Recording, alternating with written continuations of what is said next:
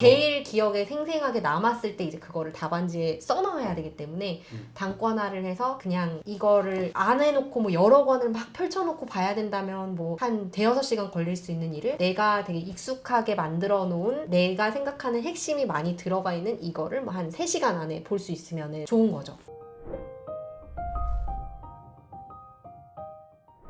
그 책이 굉장히 지저분하지는 않아도 말씀드린 대로 룰들이 다 정확하게 적용이 되어 있고요. 그게 꼭 중요한 걸 연두색으로 쳐라, 빨간색으로 쳐라, 그게 중요한 게 아니라 그 정보를 내가 알기 쉬운 형태의 규칙으로 만들어서 그 텍스트에 전달을 한 다음에 그러면 내 손때가 거기에 묻은 거잖아요. 그것들을 반복하면서 그 지식을 내 몸에 붙인 거죠. 일단은 사법시험 같은 경우는 2차가 이제 제일 좀 힘든 과정인데 그거는 칠법을 하루에 2과목씩 이제 4일 연속으로 보거든요. 그래서 그 전날에 2과목을 오롯이 다 이제 내 머릿속에 집어넣고 아침에 가서 아침엔 한 과목 보고 이제 오후에 한 과목 보고 이런 식으로 진행을 해요.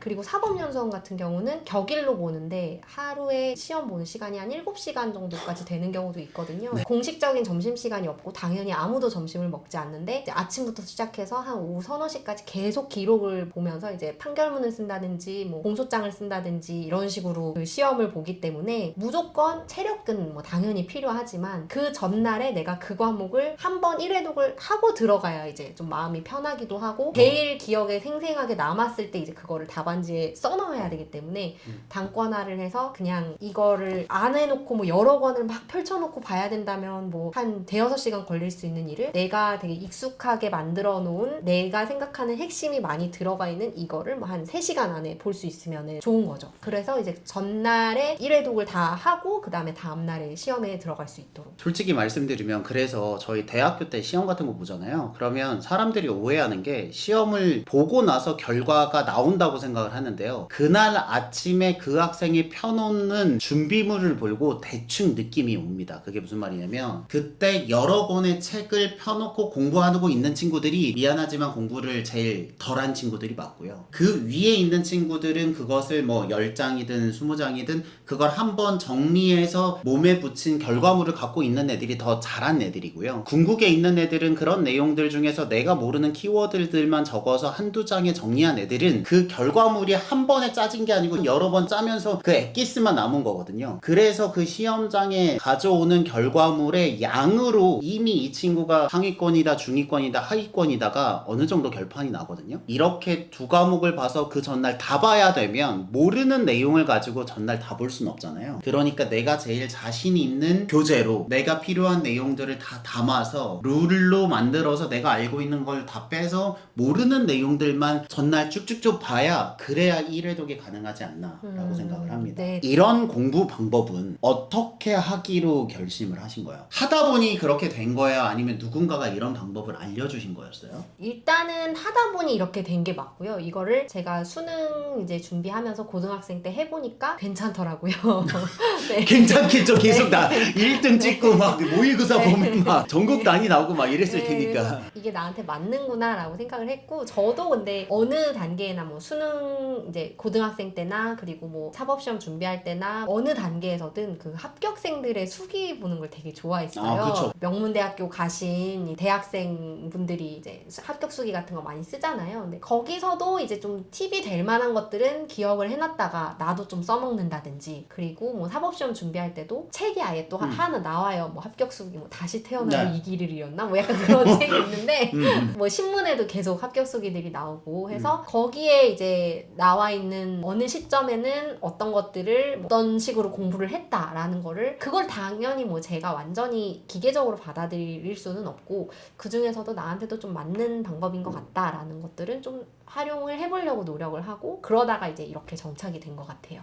기본적으로 단권화와 반복이라는 키워드를 내가 가지고는 있었는데 그 완성도를 높이기 위해서 주변에 있는 합격 수기나 선배님들의 얘기를 듣춰서 수정 보완해서 지금의 방법으로 네. 정착을 하게 됐다.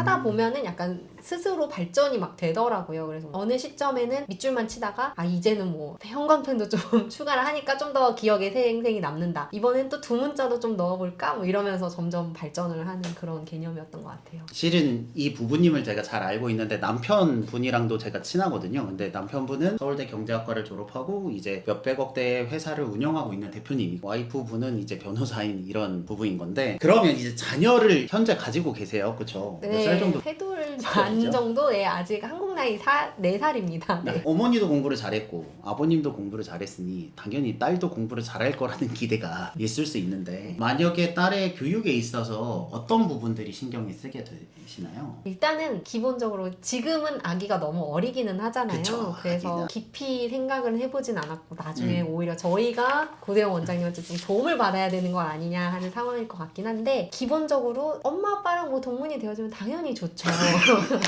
동문이 되어주면 좋죠. 그쵸.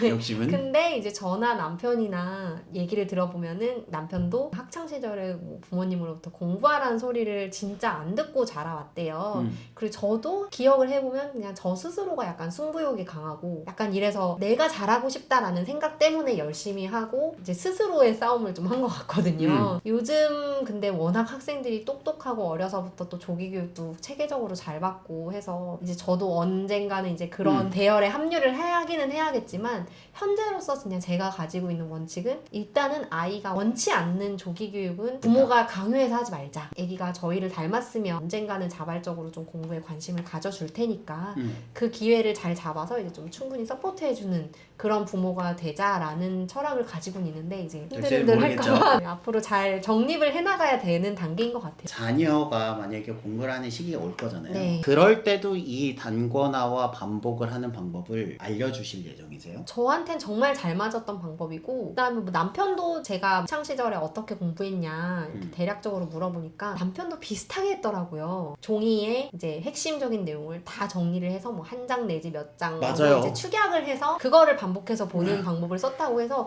저희 부부를 닮았으면 애기도 약간 그런 방법이 잘 맞지 않을까.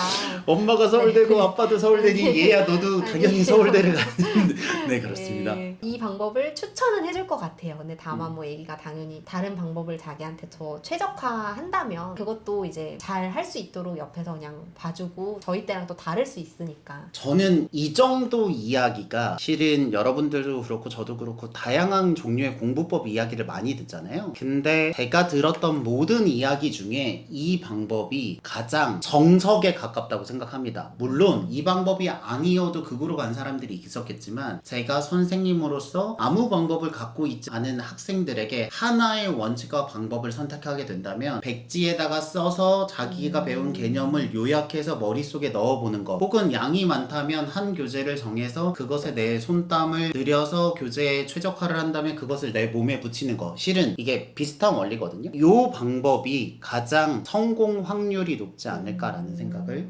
저는 하게 됩니다. 여러분들이 이 영상을 보고 이게 아무리 세상이 바뀌고 사람이 바뀌어도 기본에 충실한 방법은 어느 정도 정해져 있다라는 그 공감대를 형성하면 좋겠다는 생각으로 이 인터뷰를 준비했습니다. 정말 좋았고요. 혹시 마지막으로 하고 싶은 말씀이 있으실까요? 아까도 말씀해 주셨듯이 저희 부부와 이제 고대영 원장님과의 이제 소중한 인연 덕분에 그쵸. 출연을 하게 됐는데 그 제가 지켜본 이제 고대영 선생님 정말 그 교육에 대한 고민으로 정말 깨어있는 시간 내내 뭐 심지어 잠자는 시간에도 이제 그런 고민들을 하시고 이제 그것들을 하나하나 해결을 해 나가시는 정말 멋진 분이신 것 같아요. 정말 존경하는 이 대치동 캐슬의 영광이고 그 다음에 때 되면 저희도 대치동 캐슬로 보낼 테니까 잘 부탁드리고요. 처음에 제가 이제 출연 제안을 받고 좀 망설였던 게 수능 본지 지금 16년 그 다음에 사법시험 합격한 것도 24살이었으니까 졸업하기 전에 휴학한 기간 동안에 합격을 하고 졸업을 하고 그 다음에 이제 연수원을 들어갔거든요. 근데 어쨌든 워낙 이제 세월이 한 10년 막 이렇게 됐다 보니까 이미 제 공부 방법이 좀 트렌드에 벗어난 게 아니지 않냐. 요즘 학생들은 공부하는 양도 더 많고 기본적인 실력 자체가 이제 상향되었을 텐데 하는 것 때문에 좀 도움이 될 수 있을까라는 걱정이 좀 있었는데 지금 아까도 원장님께서 말씀해주시고 뭐 정석적인 방법이다라고 해주셔서 감사하게도 좀 용기를 내서 좋은 출연을 할 수 있어서 감사한 기회를 주셔서 감사하고요. 많은 분들의 그 합격 수위를 읽으면서 나름의 동기부여도 되고 나한테 좀 활용할 수 있는 공부 방법이 될 수 있는 것들을 좀 조금씩 선별을 해서 제 공부에 좀 접목을 시켜보려는 노력을 항상 했었던 것 같아요. 그래서 구독자분들께서도 여러 방법을 열심히 접해보시고 이렇게 공부한 사람들이 있다더라 라는 참고를 하셔서 자기 걸로 만드는 게 가장 중요하니까 제 얘기도 조금은 참고하셔서 도움이 되셨으면 좋겠습니다. 한 분야에 정점에 가까운 성과를 내보신 경험이 있는 분들의 이야기는 어떤 식으로는 도움이 될 테니까 참고하셔서 자녀 교육에 도움이 되셨으면 좋겠습니다. 여러분들의 교육을 응원합니다. 저희는 대치동 캐슬이었습니다. 감사합니다.